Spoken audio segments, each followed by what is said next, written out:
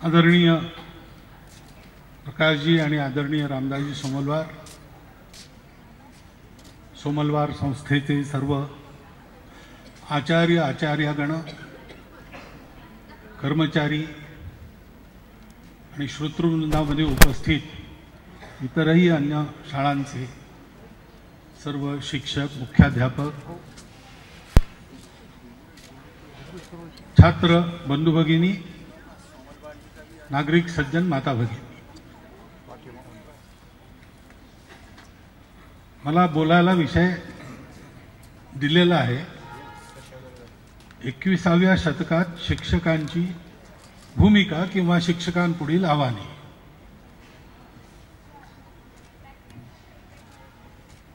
आव्हाने भूमिका ठरवत असतात, कारण कोणत्याही भूमिकेचे दोन अंश असतात। एक अंश देशकाल परिस्थितीनुसार बदलतो, तो त्या वेळच्या आव्हानानुसार तयार होत असतो, पण एक अंश हा शाश्वत असतो, ती नेहमीचीच भूमिका असते। 21वं शतक असं म्हटलं तर आपल्याला प्रश्न पडतो की शिक्षकांची काही भूमिका राहणार आहे का?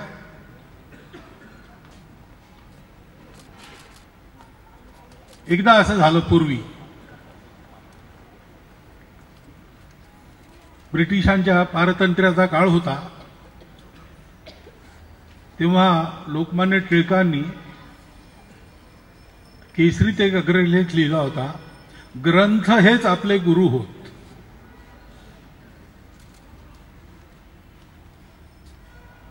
शिक्षक होतेच, परंतु त्या काळच्या परिस्थितीला अनुरूप अशी त्यांनी विद्यार्थ्यांसंबंधी भूमिका घेतली नाही, म्हणून त्यांची ती देशकाल परिस्थितीनुसार जी भूमिका असायला पाहिजे ती नव्हती, म्हणून अग्रलेख टिळकांनी लिहिला। आजची परिस्थिती पाहिली तर पुस्तकांची भूमिका जवळजवळ संपल्यासारखी झालेली आहे। ज्ञान कोणी सांगेल तेव्हाच कळेल असं नाही आहे। जगातली सगळी माहिती ही गुगल बाबांकडे आहे। काही विचारलं, संस्कृताचा गंध नसलेल्या मुलाला सुद्धा विचारलं की अमुक एक सुभाषित, त्याच्यात हा एक शब्द होता, ते सुभाषित आठवत नाही, तो लगेच मोबाईलवर टाईप करून सांगतो। बहुधा ते अचूक असतं, बहुधा अशा करता म्हणतो की कधी कधी चुकीची माहिती येते तिथून। आणि आता तर इंटेलिजन्सच आर्टिफिशियल व्हायला लागलेला आहे, त्याच्यामुळे शिक्षणाची भूमिका काय राहील असाही प्रश्न उत्पन्न झालेला आहे। कारण शिकून जे करायचं त्याच्याऐवजी आर्टिफिशियल इंटेलिजन्सच आहे, आपला इंटेलिजन्स लावायची जरूर नाही। फार वर्षांपूर्वी 3034 अशी एक कादंबरी वाचली मी। जॉर्ज ऑर्वेलची एक कादंबरी 1984 अशी होती, ही 3034 अशी, आणि त्याच्यात त्यांनी कल्पना अशी केली होती की एक मोठी सोन्याची खाण आहे आणि सगळं यंत्र आहे, त्याच्यामुळे तिथे एक चौकीदार आहे, रक्षणाचं काम तर एक मशीनच करतं, पण त्याच्या मेंटेनन्ससाठी तो चौकीदार तिथे असावा लागतो। आणि खोल खाणीतून सोनं खणून ट्रॉलीमधून वर येतं, तर त्या ट्रॉलीचं गणना करणारं जे यंत्र आहे त्याच्यापाशी एका ऑपरेटरला बसावं लागतं, त्याला ऑपरेट फारसं नाही करावं लागत। मध्ये काही गडबड झाली तर, आणि गडबड होते, लाईन जाते। आता 3034 साली विज्ञानाची इतकी प्रगती झाली असतानाही वीज जाते अशी त्यांनी कल्पना केली आहे. त्याचा मेंदू काही 3034 मध्ये पोहोचला नव्हता असं वाटतं. पण ते झाल्यावर मग काही काळ ते थांबून राहतं सगळं सोनं काढायचं काम, आणि 9 मिनिटांनी ते सुरू होतं पुन्हा. तर कंपनीचा डायरेक्टर विचारतो लगेच कॉम्प्युटरवर ईमेल पाठवून की 9 मिनिटं काम थांबलं होतं तर किती कमी, म्हणजे किती ट्रॉलीज आल्या असत्या त्या नाही आल्या, कारण पुढे तो माल पोचवायचा आहे त्याच्याकरता आम्हाला हिशोब करायचा आहे. तर ते 2 जण कर्मचारी बसले असतात. त्यातला एक म्हणतो तर वीज बंद होती, तो कॉम्प्युटरही बंद होता, आता कसं सांगणार तुम्हाला. पण दुसरा म्हणतो की 27 ट्रॉलीज नाही आल्या. हा म्हणतो कशावरून, तर म्हणे 9 मिनिटं बंद होते, 1 मिनिटाला 3 ट्रॉलीज होतात, 27 कमी होतात.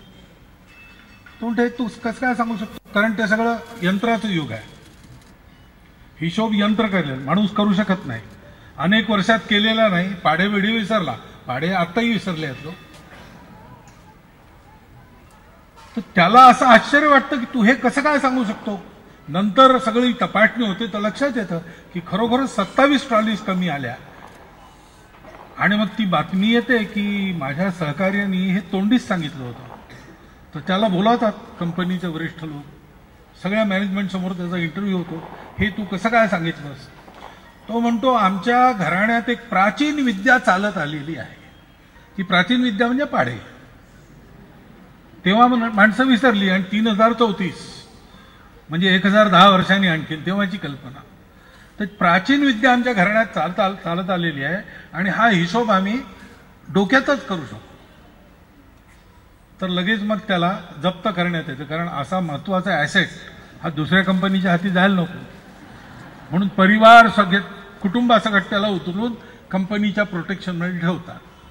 कुठून तरी बातमी लीक होते की या कंपनीत एक माणूस असा आहे की तो डोक्यात हा हिशोब करू शकतो. लगेच इतर कंपन्या आपले गुप्तचर वगैरे पाठवतात, मग सिक्युरिटी लागते. ती लागल्यामुळे सरकारला पता लागतो की असा माणूस आहे. ते त्या कंपनीवर धाड घालून त्याला उचलून नॅशनल प्रोटेक्शनमध्ये ठेवतात. इतर राष्ट्रांना पत्ता चालतो की अशी एक विद्या आहे, मग ते धावतात सगळीकडून, आणि असं करता करता त्या माणसाचा खून होऊन जातो. ते पण खरंच असा काळ येणार असेल तर शिक्षकांची भूमिका काय आहे. परंतु असा विचार करायचं कारण नाही. शिक्षकांची भूमिका ही नेहमी राहणार आहे. मनुष्य शिकतो, पाहून शिकतो, वाचून शिकतो, ऐकून शिकतो.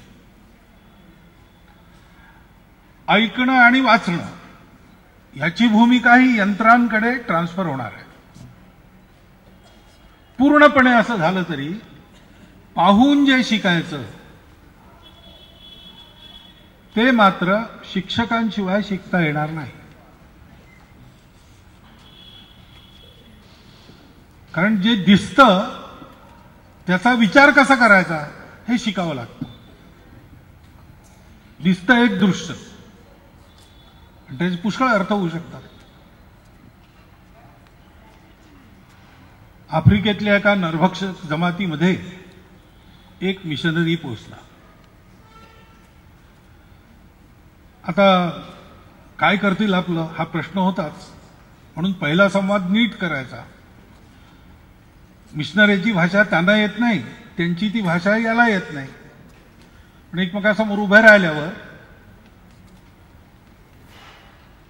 त्या टोळीच्या प्रमुखांनी आपल्या काठीने धुळीत एक वर्तुळ काढले. मिशनरीने त्यात एक रेघ मारून ते अर्ध अर्ध केलं. मग टोळीच्या प्रमुखांनी आपला हात असा दाखवला. मिशनऱ्यांनी आपली मूठ दाखवली,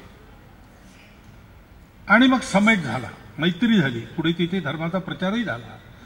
तो काम अनेक वर्ष करून आपल्या देशात परत गेला. तेव्हा त्यांना लोकांनी विचारलं की भाषा येत नसताना तुम्ही काय कसं केलं. आम्ही खुणेच्या भाषेत बोललो पहिल्यांदा.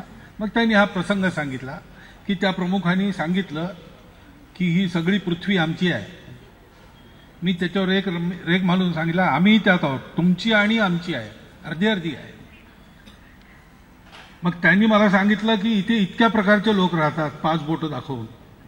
मी त्याला म्हटलं की तरी आपण सगळे एक आहोत. त्याच्यामुळे दोस्ती झाली.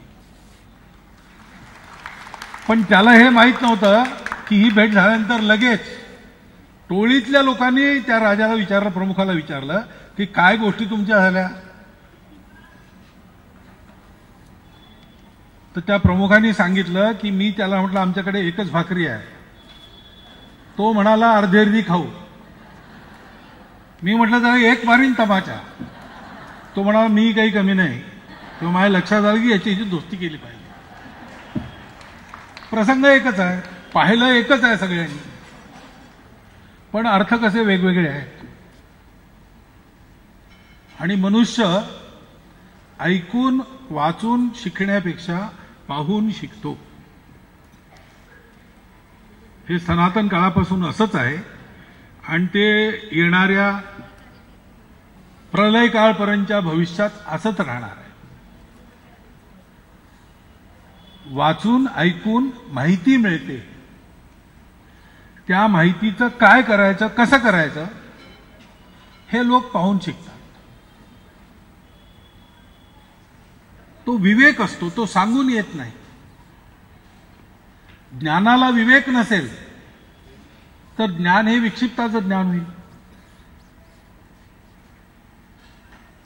4 गुरुगृहातून अध्ययन करून मुलं निघाली. जुन्या काळची गोष्ट, जंगलात आश्रम, त्यात 12 वर्ष शिक्षण, आता घरी जायचं. निघाले. परत येताना गोष्टी सुरू झाल्या, कोणाची कोणची विद्या श्रेष्ठ. तर त्यांना झाडाखाली जंगलात एक हाडांचा सापळा दिसला. एकाने म्हटलंय बा मला विद्या अशी शिकवली गुरुनी, हा हाडांचा सापळा पाहून मी सांगतो हा सिंहाचा सापळा आहे. दुसरा म्हणाला यात काय मोठा आहे. त्या हाडांच्या सापळ्यावर सिंहासारखं कातडी वगैरे चढवून मी त्याला सिंह करून दाखवतो. त्यांनी आपल्या विद्येने त्याच्यावर कातडी चढवले. जे बंगल्यात वगैरे जसे असतात तसा सिंह एक राहिला तिथे. तिसरा म्हणाला हे काय याच्यात मोठा आहे, हे तर कोणी करतं, मी याच्यात प्राण आणून दाखवतो. तेव्हा चौथा म्हणाला असं करू नका, किती दिवसाचा उपाशी इथे मरून पडला माहित नाही, तुम्ही जिवंत करायला आपलं काय होईल. पण तो हट्टाला पेटला, विद्या आहे आणि दाखवायची आहे. तो म्हणाला मग माझी विद्या पहिल्यांदा ऐकून घ्या, मी काही फार तुमच्या इतकं शिकलो नाही.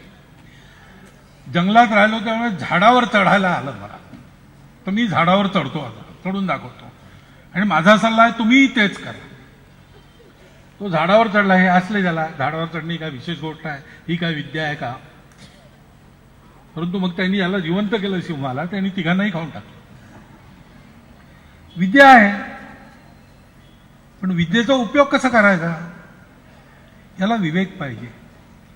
आणि विवेक हा प्रवचनातून, भाषणातून, पुस्तकातून येत नाही, त्याला अनुभव लागतो, प्रतीतीतून येतो. ती प्रतीती आली की मग मनुष्याचं एक आचरण असतं आणि ते आचरण पाहून कसं करावं हे पुढच्या पिढीला कळतं.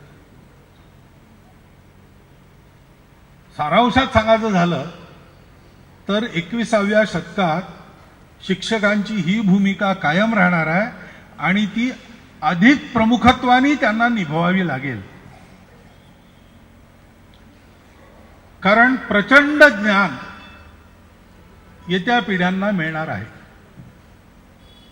आतापर्यंत जगाच्या इतिहासात जे ज्ञानोपासक झाले त्यांच्या कृपेने त्यांच्यासाठी ते माहिती म्हणून उपलब्ध आहे, प्रयोग न करताच उपलब्ध आहे.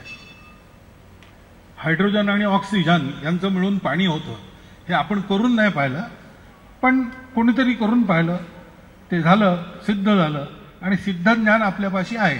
त्याच्यासाठी आपल्याला प्रयोग करण्यात वेळ दडवायची आवश्यकता नाही. असं प्रचंड ज्ञान येत आहे. पण या ज्ञानाबरोबर काही गोष्टी ज्ञानाचा बुरखा गुंडाळून दिल्या जातात. जसं इतिहास नावाचं शास्त्र हे आपल्याकडे आलं, आपल्याकडे पहिलेपासून होतं, पण ते नाकारलं नव्या राज्यकर्त्यांनी. ते परकीय होते, इंग्रज होते.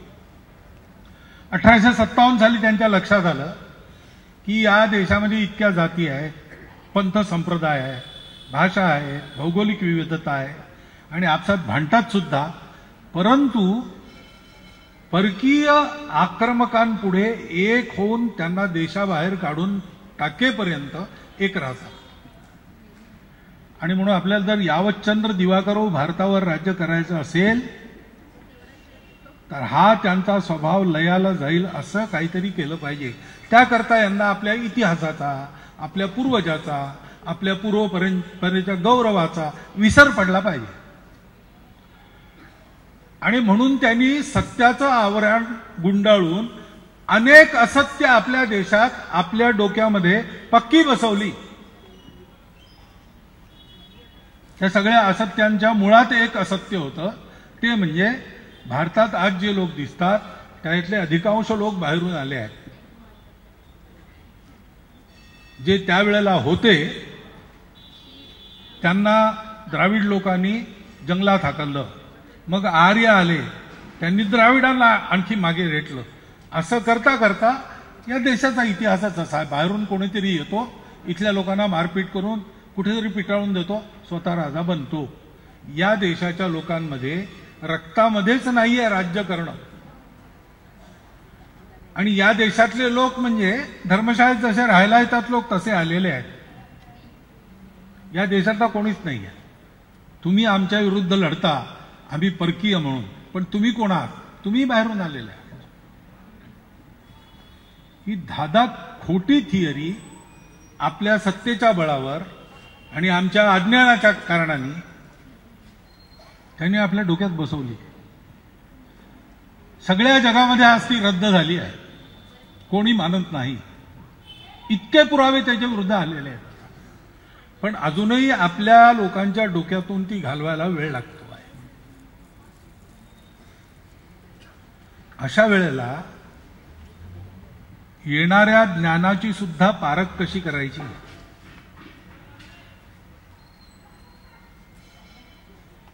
जुनं ते सोनं असतंच असं नाही, आणि नवीन असतं तेही सोनं असतंच असं नाहीये. चांगले लोक परीक्षण करून स्वीकारतात, पारख करून घेतात, सांगोवांगीवर जात नाही. परंतु सांगोवांगीवर न जाता प्रयोगात आयुष्य जोडून शिकणार कसं? तेच प्रयोग पुन्हा करत बसलो तर कसं होईल? आणि म्हणून ज्यांना आता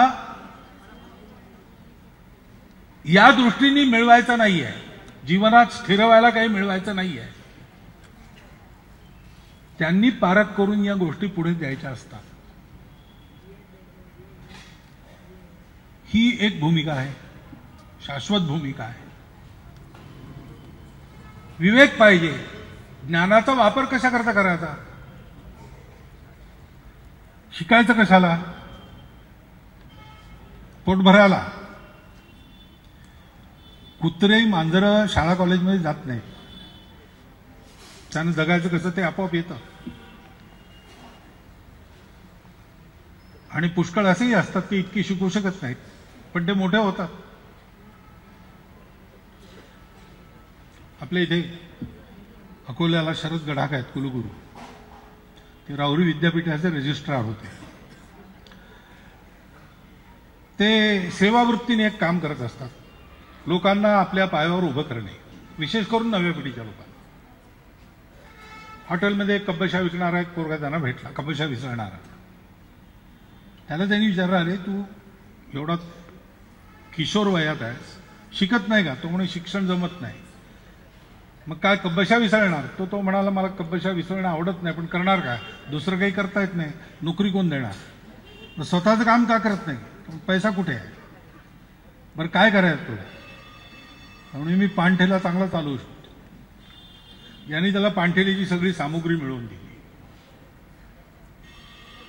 आणि पुढे 1 वर्ष सतत रोज त्याच्या पाणठेल्यावर जायचे. तो हिशोब कसा ठेवतो, खरेदी विक्रीचा व्यवहार कसा करतो, हे सगळं नीट करतो की नाही,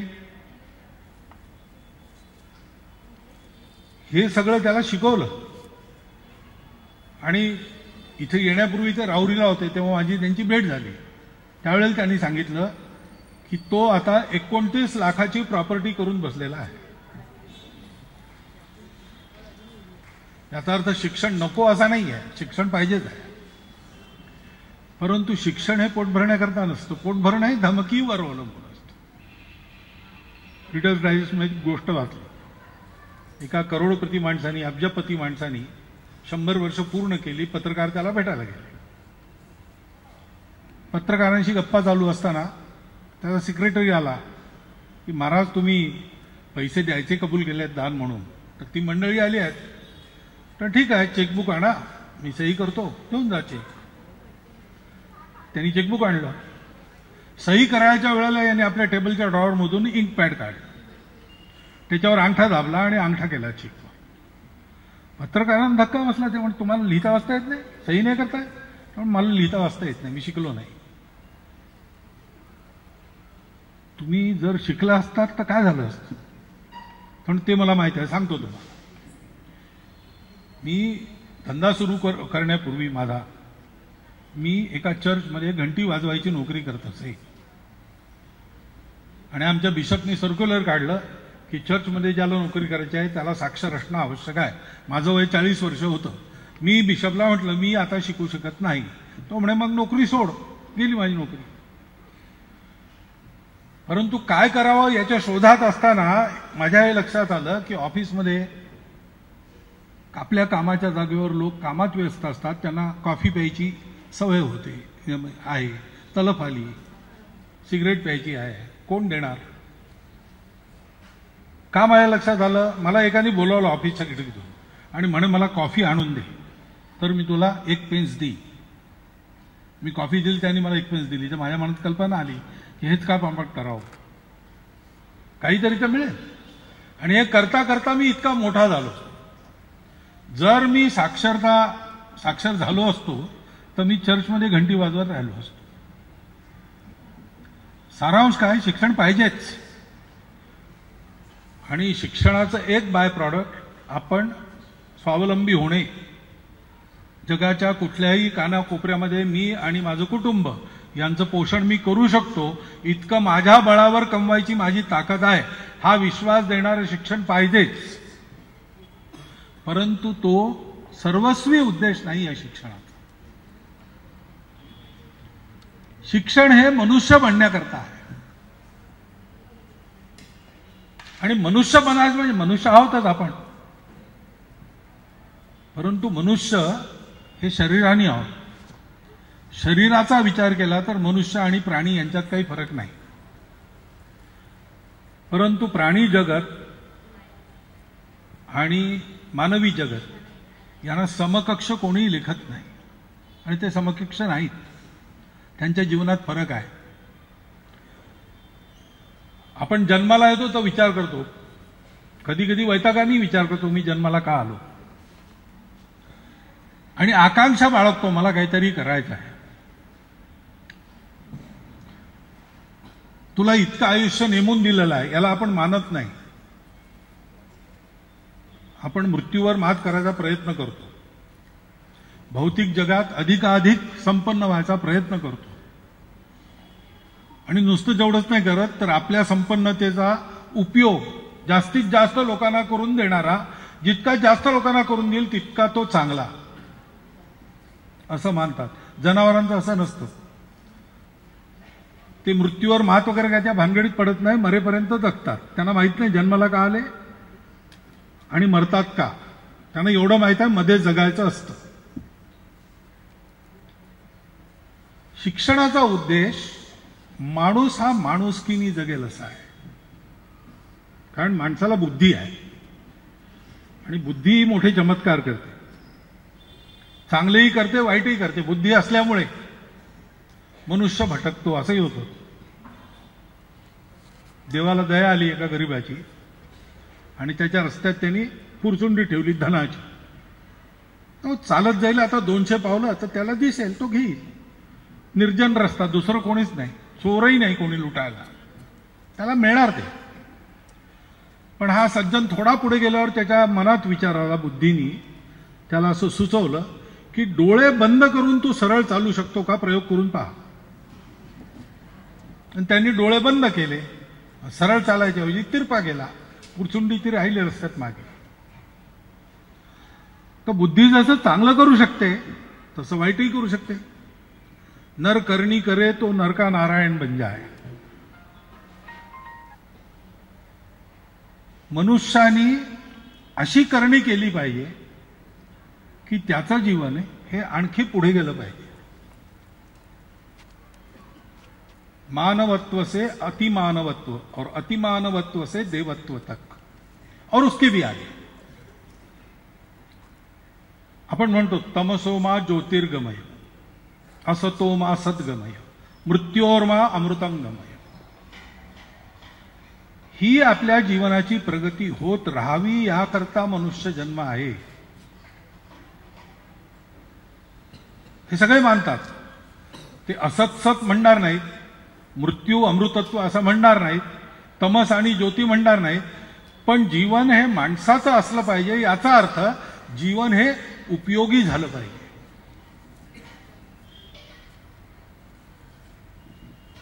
शांतिनिकेतनात एक चित्रकार, चांगले चित्रकार झाले, प्रवीण होते खूप, आणि आता तिथून जायचं परत शिकून. मध्य प्रदेशातले होते. आपल्या गुरुकडे गेले, त्यांना वाकून नमस्कार केला, भावी वाटचालीसाठी आशीर्वाद मागितला. तर ते असं म्हणाले, गुरु की तू यशस्वी हो असा तुला मी आशीर्वाद देत नाही, कारण यश मिळवायला तुझा पुरुषार्थ जितका कारणीभूत आहे तितक्या अनेक गोष्टी कारणीभूत आहेत. सारखाच प्रयत्न करणारे सगळ्यांनाच यश लाभतं असं नाही. परंतु एक गोष्ट आशीर्वादात मी तुला देतो, तुझं जीवन हे सार्थक झालं पाहिजे. सक्सेसफुल झालास तर फार चांगलं, करा. आता बक्षीस समारंभ झाला, तुम्हाला बक्षिसं मिळाली, आनंद आहे. आपल्या पुरुषार्थाची ती पावती आहे आणि पुढच्या पुरुषार्थाला प्रोत्साहन आहे. पण ज्यांना नाही मिळालं त्यांच्याकरता काय? त्यांच्याकरता ही आडकाठी नाही आहे. पुष्कळ गोष्टी जुळून याव्या लागतात तेव्हा यश मिळतं. 1857चे लोक आपल्या स्वातंत्र्ययुद्धात यशस्वी झाले नाहीत. 1947 साली आपण सगळे यशस्वी झालो. याचा अर्थ त्यांनी काही कमी पुरुषार्थ केला, कमी त्याग केला असं होत नाही. प्रत्येकाचा हातभार लागत लागत एक क्षण येतो, त्या क्षणी तिथे जो असतो तो यशाचा मानकरी होतो. तेही ठीकच आहे, त्यातही मत्सर करायचा नसतो. परंतु तिथे नंबर नाही लागला म्हणून निराश नसतं व्हायचं. कारण यशाचा उपयोग काय? संत कबीर म्हणतात, ऊंचा भया तो क्या भया, जैसे पेड़ खजूर, पथिकन को छाया नहीं, फल लागे अति दूर. खजुराचं झाड, त्याची सावली काय पडणार, आणि फळं फार वर असतात आणि ती आपोआप खालीही पडत नाहीत नारळासाठी. तर कबीर म्हणतात या झाडाचा उपयोग काय? तसा मनुष्य खूप मोठा झाला, खूप मोठा झाला, खूप मोठा झाला, उपयोग काय? मोठा कोण? ज्याचा जास्तीत जास्त उपयोग इतरांना होतो. आपण असंच करतो ना. तुमचा पहिला नंबर आला, तुम्हाला तुमचं कौतुक होईल, झालंच पाहिजे, यू डिझर्व इट.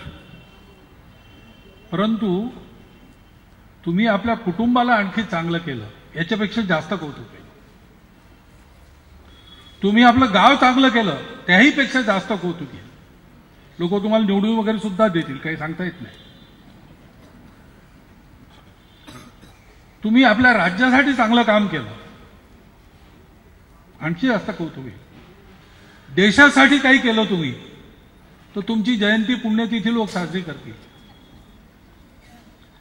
आणि जर जगाकरता चांगलं करणारे तुम्ही असाल तर जगातले मोठमोठे लोक तुम्ही दिसल्यावर साष्टांग नमस्कार घालून चरणावर तुमच्या डोकं टेकवतील.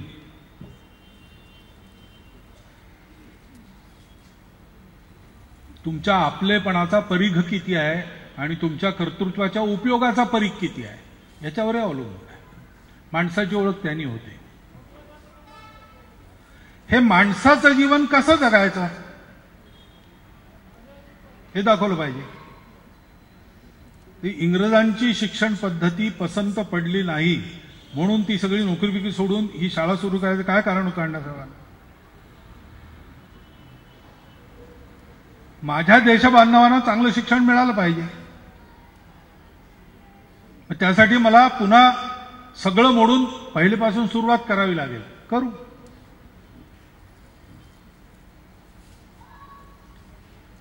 हे विद्यार्थ्यांना सांगणं नाही नुसतं, हे विद्यार्थ्यांना करून दाखवणं, जगून दाखवणं. कारण तुम्ही किती काही सांगा आणि काही वाचायला लावा, जे दिसेल तेच शिकतात. आपल्या इथे सगळ्या जगातल्या शिक्षण संस्था चांगला माणूस व्हायलाच सांगतात. सगळ्या पुस्तकांमध्ये जे वाचायला सांगतात चांगला माणूस हो हेच वाचायला सांगतात. याच्या उलट कोणी सांगत नाही. चोरी कर अशी शिकवणारी एकही शाळा नाही, एकही कॉलेज नाही. स्मगलिंग कर एकही नाही. परंतु शाळा कॉलेज नसतानाही त्यांची संख्या वाढते. आणि इतक्या सगळ्या शाळा कॉलेजेस चांगलं शिकवणार असूनही चांगला माणूस पाहायला मिळणे दिवसेंदिवस दुर्मिळ का होतं. तर जे सांगितलं जातं ते नाही शिकत लोक. जे दिसतं त्याचं अनुकरण करतात आणि जे दूर दिसतं त्याचं नाही करत. जे त्यांच्यासारखे लोक, त्यांच्यापेक्षा थोडे अधिक चांगले लोक, त्यांच्या जवळ असणारे लोक जसे असतील तसे लोक बनतात. संगतीनी होतं. आमच्या एका संघाच्या अधिकाऱ्यांनी वर्गामध्ये, आमच्या शिक्षा वर्गामध्ये 11वीच्या मुलांना प्रश्न विचारला. Night has many stars, day has only one, but day is brighter than night, Y? असं त्यांनी इंग्रजीतच विचारलं. तर उत्तर तर उघड आहे. ज्याला स्वयंप्रकाश आहे तोच प्रकाश देऊ शकतो. सूर्य आपल्याला प्रकाश देतो, सूर्यामुळे उजेड असतो, तो स्वयंप्रकाशी आहे.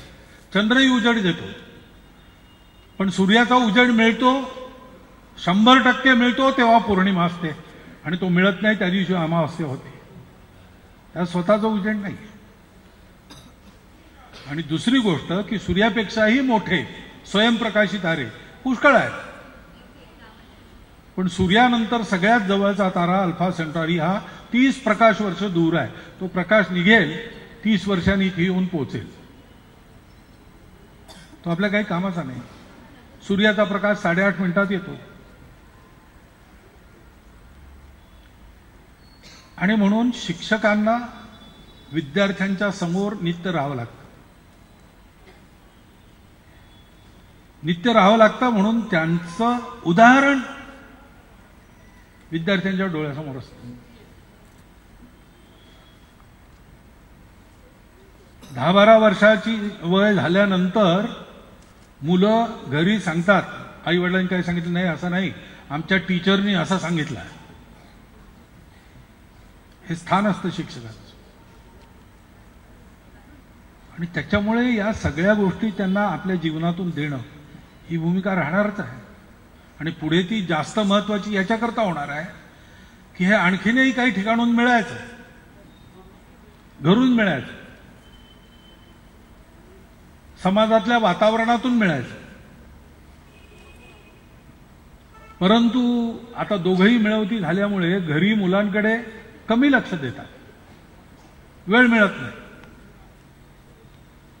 हातामध्ये मोबाईल आल्यामुळे घरात आल्यानंतर सगळे लोक खरंच भूक लागली असेल तर पोटात काही टाकून आपापला मोबाईल उघडून बसतात, एकमेकाशी बोलत सुद्धा नाही. समाजातल्या वातावरणात तर खूपच अनागोंदी माजलेली आहे असं दिसतं. हे सगळं नीट कसं होणार? इंग्रजांच्या राज्याच्या काळात 1857 नंतरच्या काळात भारतातल्या शिक्षण संस्थांनी ही भूमिका बजावली.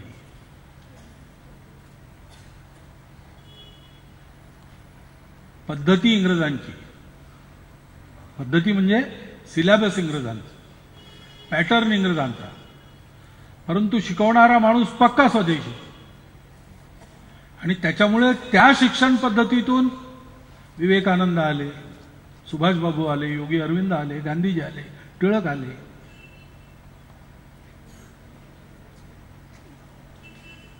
त्या शिक्षण पद्धतीच्या वेळेला ज्या शिक्षकांनी त्यात शिक्षक म्हणून प्रवेश केला त्यांनी कटाक्षाने हे ठेवलं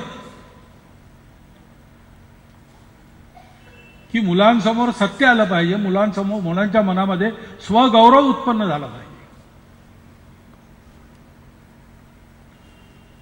त्याला जर जीवनात टिकायचं असेल, त्याला चांगलं काही करून दाखवायचं असेल, त्याचा पुरुषार्थ वाढायचा असेल तर त्याचा स्वतःवरचा विश्वास वाढला पाहिजे. आम्ही हे करू शकतो, हे आमच्या रक्तात आहे, आमची ही कुलरीती आहे, आमच्या पूर्वजांनी सुद्धा हे करून दाखवलं आहे, असं त्याला कळलं पाहिजे. आणि आत्ताची जी स्थिती आहे त्याच्यापेक्षा चांगली स्थिती माझी मी करून दाखवीन, माझ्या देशाची, माझ्या कुटुंबाची करून दाखवीन, ही जिद्द त्याच्या मनात उत्पन्न झाली पाहिजे. हे त्यांनी इंग्रजांच्या पॅटर्नमध्ये इंग्रजांची पाठ्यक्रम पद्धती हातात घेऊन शिकवता शिकवता केलं. ते नुसतं सांगण्यातून नाही केलं, ते जगले, तसे वागले. येता काळ हा इतकं टेक्नॉलॉजीचं प्रभुत्व जे आहे चांगलं आहे. तांत्रिकी विद्या ही जितकी वाढेल तितकं मनुष्याचं जीवन सुखकर होईल, गतिमान होईल, कमी वेळात कामं होतील, चांगली होतील, प्रिसाईज होतील. परंतु ती मनुष्याची कामं राहतील का हा प्रश्न आहेच.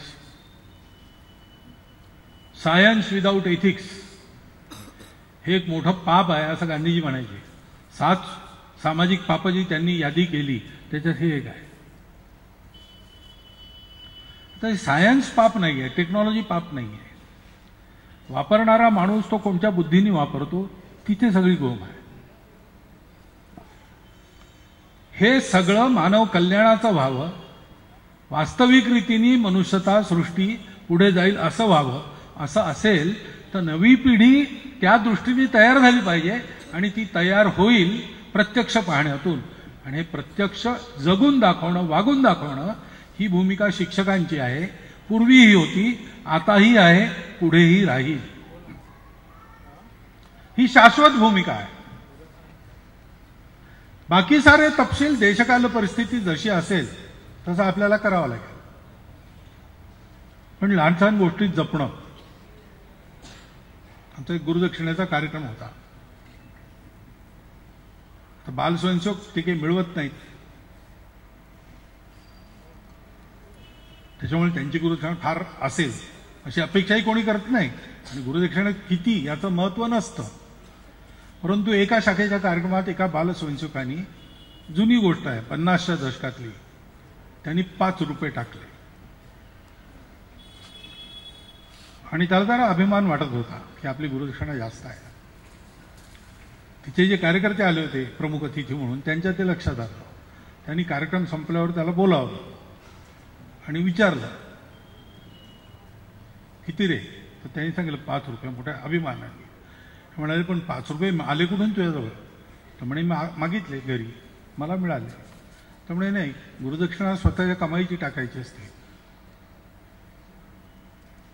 तर तू 5 रुपये टाकले, चांगलं गेलं, पण 5 रुपये टाकल्यामुळे तुला गर्व वाटायला नको. रुपये कोणाचे किती हा प्रश्न नसतो. आता ते चालू ना, 10,000 रुपये घेऊन गेले, 15,000 रुपये घेऊन गेले. 10-15,000 काय ठीक आहे. गाडगे बाबांजवळ किती रुपये होते, तुकडोजी महाराजांजवळ किती रुपये होते, तुकाराम महाराजांजवळ किती रुपये होते, गांधीजींजवळ स्वतःजवळ किती पैसे होते. पण जमनालाल बजाज, बिर्लाजी सगळे तिथे जाऊन नतमस्तक व्हायचे ना. त्यातला एक पैसे गांधीजींनी स्वतः ठेवला का कधी? आता याचं महत्व नाही, याचं महत्व आहे.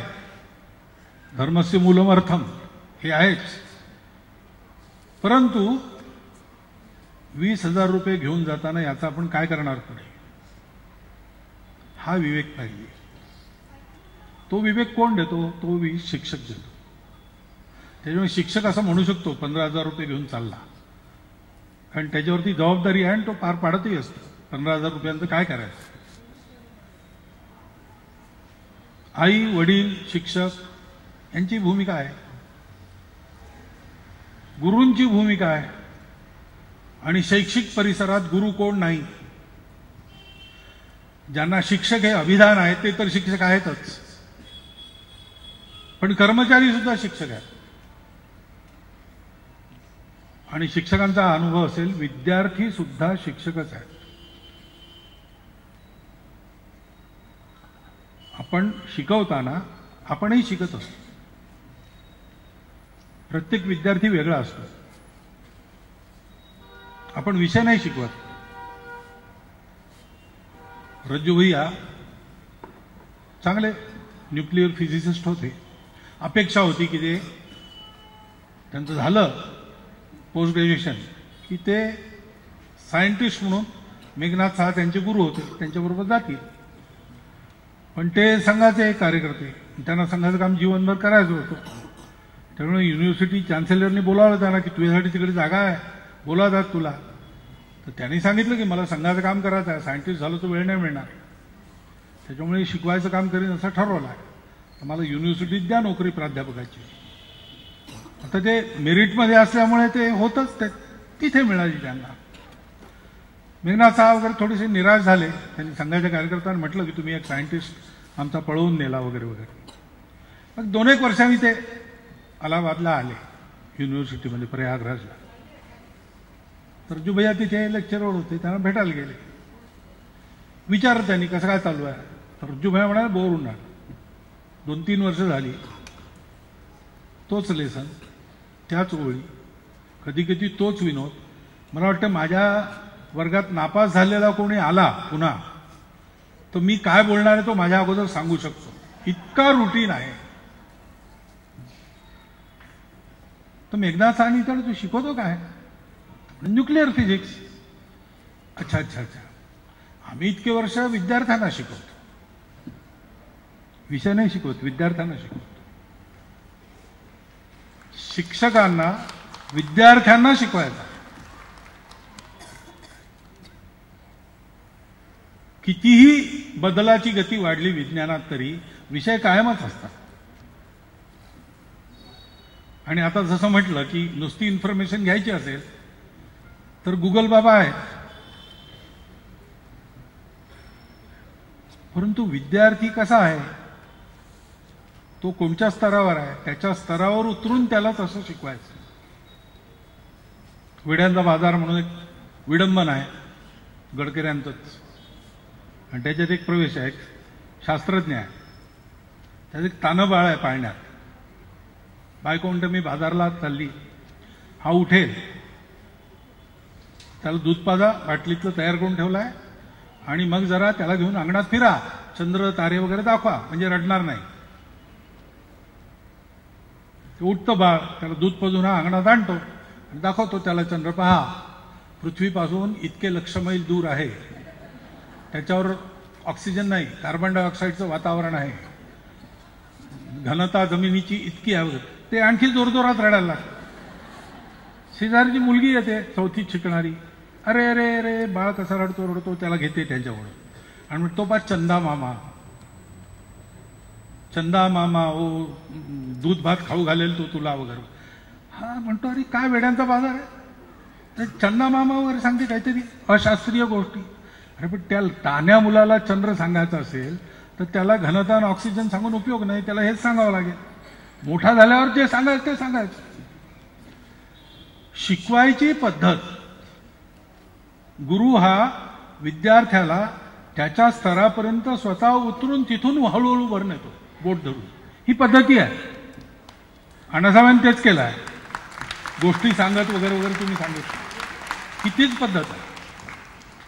लहान सहान गोष्टीतून मोठ्या मोठ्या गोष्टी. आणि असं व्हायला विद्यार्थी हा गुरुचा आप्त असावा लागतो, आपला असावा लागतो. विद्यार्थ्यांवर आपल्या मुलांसारखं प्रेम केलं पाहिजे शिक्षकांनी. शिक्षक हे कर्तव्य आहे,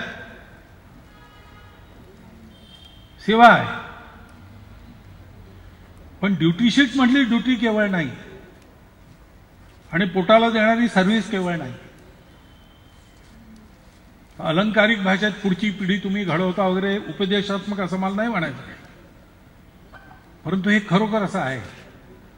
मुलं शाळा कॉलेजमध्ये शिक्षकांच्या हातात येतात. कोणाची इच्छा असो नसो हे होतच. नित्य साहचर्य, रोज पाहणं, एकमेकांचे स्वभाव ओळखणं, हे सगळं होतं. आपलेपणा नसला तर त्यातून इकडून तिकडे झालं पाहिजे आणि तिकडून इकडे यायला पाहिजे, ते येत नाही. आपलं मानून विद्यार्थ्याला चांगला करायचा, आपल्याही पुढे तो जाईल. शिष्यादिच्छेद पराजयम असं त्याचं होईल. हे करणारे शिक्षक, हे करणारे प्राध्यापक.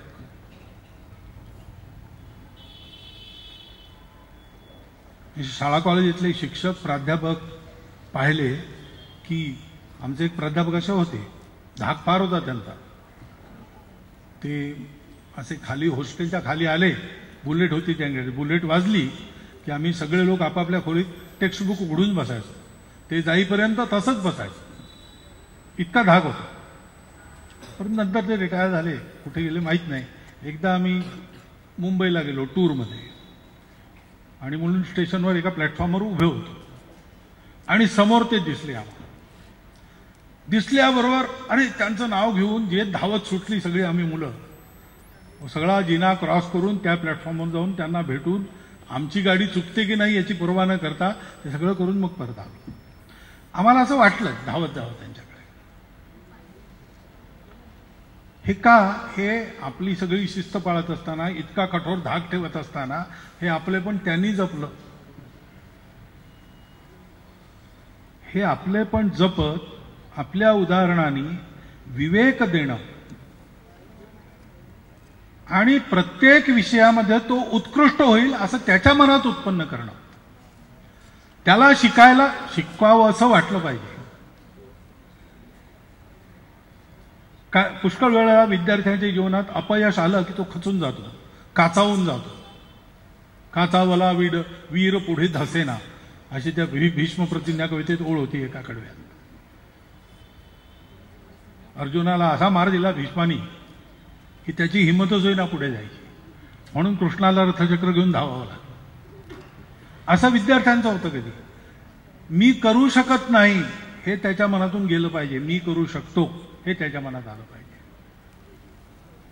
सगळ्यात चांगलं फिनलंड मांडतात शिक्षणात. त्या फिनलंडमध्ये वर्गात कोणी नापास म्हटल्या जात नाही, कमी मार्क असतात, पण त्यांना पुढच्या वर्गात नेतात. पण त्यांना एक विशेष शिक्षक देतात, प्रत्येकाला एक शिक्षक, आणि तो पुढच्या वर्गात या वर्गाचा आणि त्या वर्गाचा दोन्हीचा अभ्यास त्यांच्याकडून करून घेतो आणि सगळ्यांच्या बरोबरीला आणून सोडतो. इतकी चिंता करतो. त्यांना विचारलं की तुमचे विद्यार्थी सगळ्या परीक्षांमध्ये टॉपर्स आहेत, कारण काय? तर ते म्हणा आम्ही परीक्षांचे टॉपर्स वगैरे याच्यावर विश्वास नाही ठेवत, त्याच्याकरता आम्ही लोकांना तयार नाही करत. आम्ही शिकवतो विद्यार्थ्यांना जीवनाचा सामना करायला तयार करतो. हे काम आहे. त्या जीवनाचा सामना करायला स्किल पाहिजे, विषय पाहिजे, त्याची जाणकारी पाहिजे, हिंमत पाहिजे, आत्मविश्वास पाहिजे आणि माणुसकीही पाहिजे, मनुष्यताही पाहिजे. जबाबदारीची जाणीवही पाहिजे. म्हणजे मग जीवनाचा सामना नीटपर्यंत करून आणि आपल्या जीवनामध्ये यशस्वी आणि सार्थक दोन्ही प्रकारचं जीवन ते जगू शकतील. असं जीवन घडवण्याची शिक्षकांची भूमिका ही सदा सर्वदा राहणार आहे. काय टेक्नॉलॉजी येते आणि कोणती परिस्थिती येते पुढे दिसलच. त्याला अनुसरून हे जर सगळं असेल नीट तर देशकाल परिस्थितीनुसार कशी भूमिका आपली वठवायची, मेथॉडॉलॉजी ही आपण त्या वेळेला त्या वेळची निश्चित करून ती आचरणात आणू शकतो.